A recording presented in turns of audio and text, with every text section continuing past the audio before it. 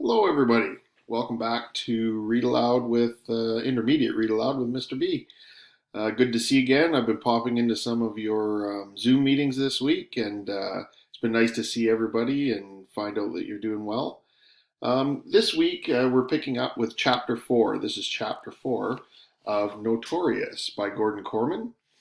Um, Last week, when we left off, um, Keegan, the main one of the main character, he had gone to a trainer his dad had set up for him to help him kind of get back into physical shape after being quarantined with tuberculosis, which he's recovering from. He is now allowed. He's not quarantined anymore. He's allowed to go out. Hopefully, that will be us as well soon. And he runs into ZB and her dad, Zarabeth, while he is coming out of the gym where he's been working at, and they offer to give him a ride home, but they have to go by the lighthouse.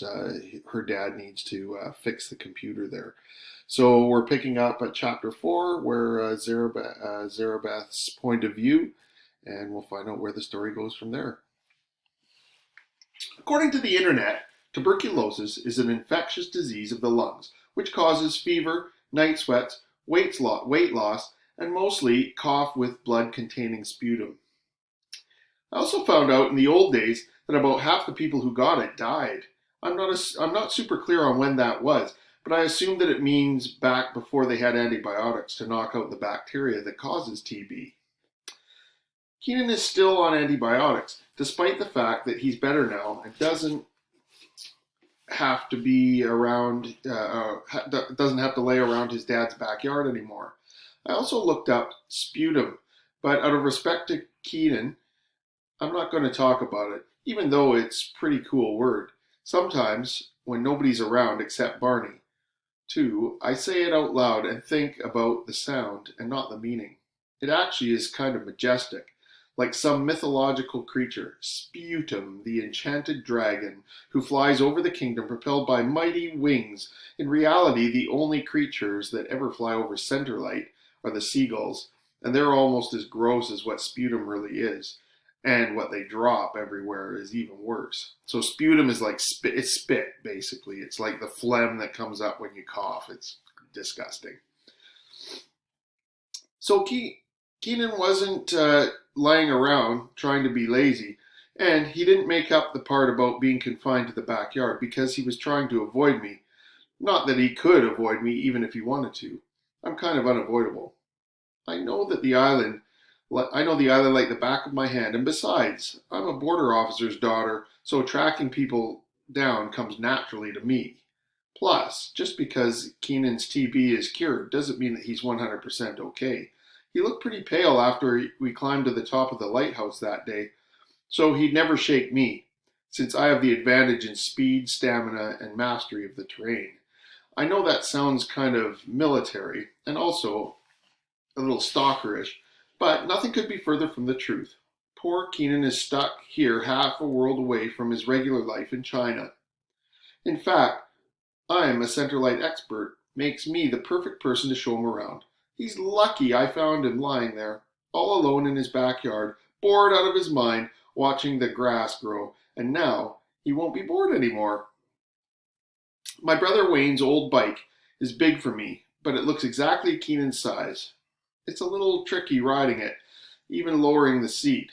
I can barely reach the pedals. I can't go very fast, which suits Barney, too, just fine. He can't run very fast on those dumb little stubby legs of his. My Barney ran like a gazelle, or at least a gazelle having a very bad hair day. At Keenan's house, my dismount is a little undignified. Without any momentum to help me keep my balance, as soon as I stop, I keel over into the bushes. I'm so scratched up and covered in leaves when I ring the doorbell, uh, and Keenan's face lights up at the sight of me. Hey, Barney too, how's it going, boy? Figure he's talking to the dog. In case you haven't noticed, I'm injured, I say in annoyance. Tuberculosis isn't the only bad thing that can happen to a person, you know. He notices Wayne's bike and puts two and two together. That's too big for you. No, duh, I tell him, but it's not too big for you. Here, try it out. He gets on and rides up and down the driveway carefully, like he does everything. Maybe it's the TB, or maybe it's the kind of kid he is. Perfect fit, he pronounces. But I don't want to buy a bike. I'll be going home soon. I feel a pang. When? There isn't an actual date, he replies. I thought it would be when I got better, but I guess I'm not better enough. Dad says I'll be starting school here. Well, in that case, you'll need a bike. I'm not selling, I'm lending. It belongs to my brother. Doesn't he need it? Keenan asks. He's away at university, I explain. Anyway, he drives now, so you probably just keep it. You know, if your plans change. They won't, he promises. He bounces experimentally on the seat. I feel kind of funny accepting it. I don't have anything to give you. I fix him with my most engaging grin. Can you hook me up with a couple of band-aids? Some of those scratches are starting to ooze. That's how I get myself inside the Cardinal house. His pace is, uh, his place is a lot newer than ours, since it doesn't date back to the gangster days. It's pretty nice. Definitely a bachelor pad, though. Mr. Cardinal lives alone. He wasn't expecting his son to wind up here, except for short visits. All the windows have blinds, period. Not a curtain in place. And his antiseptic really stings. The bike is a must-have, I explained to Keenan as I'm performing first aid on myself. Centerlight's small, but not that small. You're going to need transportation when I show you around the island. My border officer instincts read his expression perfectly. He's going over our conversation, searching for the place where he signed up for a guided tour. But he's distracted by Barney, too, who's climbed in onto the bathroom scale. He weighs 15 pounds, 6 ounces. At home, on the Canadian side, that would be 7 kilograms. Wait here, Barney. I got something for you. He disappears into the hall. Barney, too, I call after him. He returns a moment later, carrying a small bag of dog treats. You don't have a dog, I point out. I bought them for this little guy. He offers one to Barney, too. The spaniel turns to me for approval. I shrug. Yeah, sure, whatever. Chow down. Barney, too, inhales the treat, followed by 3 more. I apply the last band-aid to a nasty cut on my elbow. All right, I'll be back in 10 minutes. For what? To run home and get my bike, I explain. The Michigan cops are real sticklers for double riding. And when I come back on my own bicycle, Barney too, scrambling at my wheels, there's Keenan on Wayne's bike, waiting for me. I called Dr. Sobel, he reports. He says I'm allowed to ride as long as I don't overdo it. Translation, he's a turtle. But that's okay. Life isn't about the destination. It's about enjoying the ride.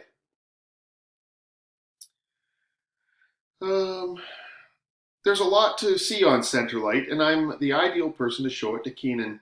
We start out at Ripley Point on the Canadian side, which is absolutely the best place for throwing rocks. The bluff is 10 meters high, so it takes a really long time before you hear the splash. They call it Ripley's Point because that's where the gangster Meyer Lansky dumped Reuben Ripley's body when they caught him helping himself to some of the booze shipments to sell for his own profit. Keenan peers over the cliff to the river far below. Was Ripley already dead when they threw him over the side? Nobody knows, I replied seriously, but he definitely was by the time he bounced off those rocks down there. You used to be able to see a red stain on that sharp-pointed one, but it's faded over the years. Keenan frowns. Cut it out, Zeeby. There's no way you ever saw blood on those rocks. It was too long ago. I'm not saying I saw it, I defend myself. I'm just saying it used to be there. I show him stuff on the American side too. The violence was even worse over there. Not only did you have the rival gangs shooting at each other, you also had the FBI trying to arrest everybody before they could run back over to Canada. This is the site of the Independence Day ambush, I tell him with a sweep of my arm. He looks around confused. It's a strip mall. It wasn't always a strip mall. In 1931, the governor of Michigan himself was there for the 4th of July celebration. I pause for dramatic effect. So was Al Capone. The official story goes that a stray spark set off all the fireworks before the governor could give the signal. We know better than that, don't we? We do? Keenan has a bit of a habit of raising one eyebrow to the left one, other one. It makes him seem very skeptical. There was this crew out of Detroit trying to muscle in on Capone's business here in Center Lake. So, as people were finishing up their hot dogs, one of Capone's guys tossed a lit match into the fireworks. A half-hour display went off in like 30 seconds. There was a lot of noise, and nobody noticed a few extra booms and pops and bangs in there. But when it was all over, the entire Detroit crew was scattered around the park, dead. Pretty cool, huh? I guess, he replies dubiously, if you think murder is cool. Hey, I put in quickly, I'm not saying being a gangster's okay. I'm totally on the law and order side. My father's a lawman. Well, a border officer. That's a lawman, I insist. Last week he caught this lady who brought an $8,000 wedding dress to Detroit and was trying to bring it into Canada without paying import duty. If that's not law and order, I don't know what is. Keenan doesn't seem all that impressed. His attention wanders to Barney, too, who's nuzzling an extra-large dandelion that is sprouted through a crack in the sidewalk. The door of the food mart opens, and Mr. Chalkin rushes out with a long-handled broom. He takes a home-run swing and sweeps Barney, too, right off the pavement. Get away from here, he hollers, and keep your horrible dog with you. Keenan jumps off his bike and scoops Barney, too, protectively into his arms. You'll hurt him, he complains. I won't touch a hair on his little haunch so long as he stays out of my place of business, the shopkeeper exclaims heatedly. It's her fault. Now the broom is pointing in my direction. She trained her dog to barge into the store and eat all my cheese. I didn't train him, I say with dignity. Barney liked cheese. He'd hide behind the dumpster, the grocer's voice shakes with fury, waiting for a customer to open the automatic door, and then he'd pounce. By the time I caught up to him, half the cheese would be gone. Cheddar, Gouda, Brie. He was into it all. Even when he left some, how could I sell it? He cost me thousands. And to go make an insurance claim, they laughed in my face. This isn't the same dog, mister, Keenan shouts. This one wouldn't mess with your cheese. He hasn't got the moxie, I add, missing Barney more than ever. Mr. Chalkin scowls at me. I'm supposed to trust you? You raised one little monster, you could raise another. Just because this one looks sweet and quiet means nothing. I have to protect my livelihood. He storms back inside his shop, the automatic door whooshing shut behind him. I shrug. I told you everyone hated Barney. Barney, too, wriggles out of Keenan's arms and trots over to rub against my sneaker. That guy's a jerk, Keenan exclaims angrily. How would he like it if we spread the word that he attacks defenseless little dogs? I'll bet no one would chop at his livelihood then. I shake my head. They wouldn't care. They remember Barney, and nobody liked him any better than Mr. Chalkin did. That's why I haven't figured out who the killer is yet, because the whole island had a motive to hurt him. Unless your parents are right, and he really did die from old age, Keenan reminds me. I don't answer, because he's got that eyebrow up again. So no matter what I say, he won't believe me. Besides, I don't know Keenan that well yet, and I refuse to show him how sad I am. It's not so much the fact that Barney's gone. I'm used to that. It's the fact that I'm the only one who misses him. And that's the end of chapter 4, which is just in time because our video is about to run out. So hopefully you'll come back for chapter 5, which is again from Keenan's point of view, and we'll find out where the kids go next on their bicycles. See you later. Bye-bye.